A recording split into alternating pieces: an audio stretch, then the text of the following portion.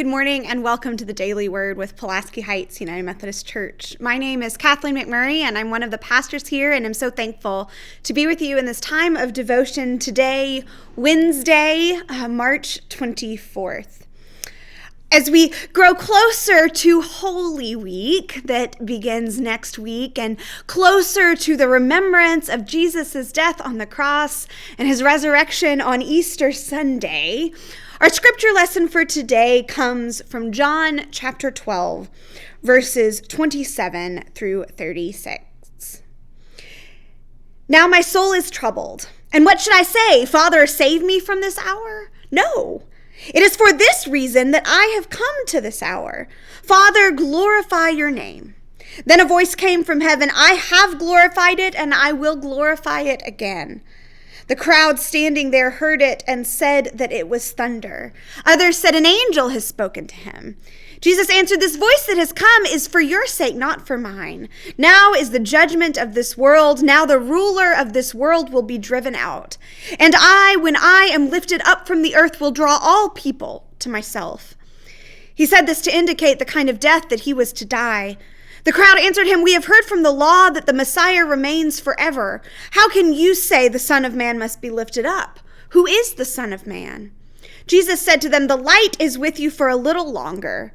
Walk while you have the light so that the darkness may not overtake you.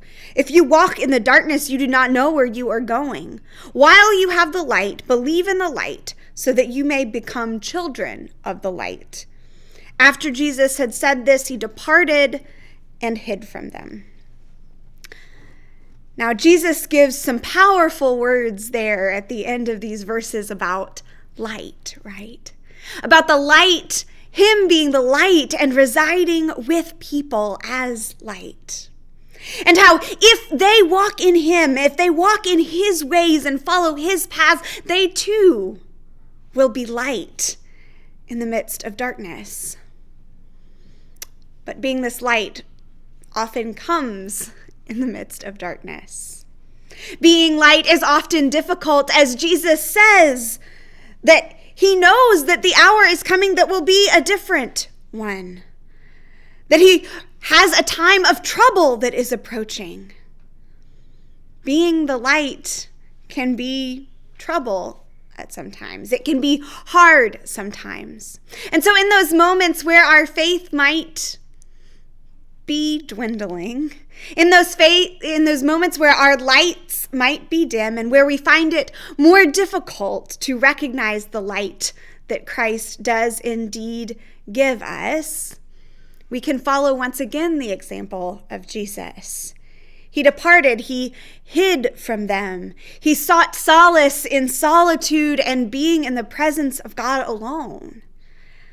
So sometimes if you feel yourself being drained, if you feel yourself struggling with faith, take a moment and simply be and turn to God in the silent moments. This doesn't have to last super long. I know that we all have busy lives, but if we can take moments of solitude to be in the presence of God, that light of Christ can shine more brightly and more deeply, no matter what circumstances we find ourselves in.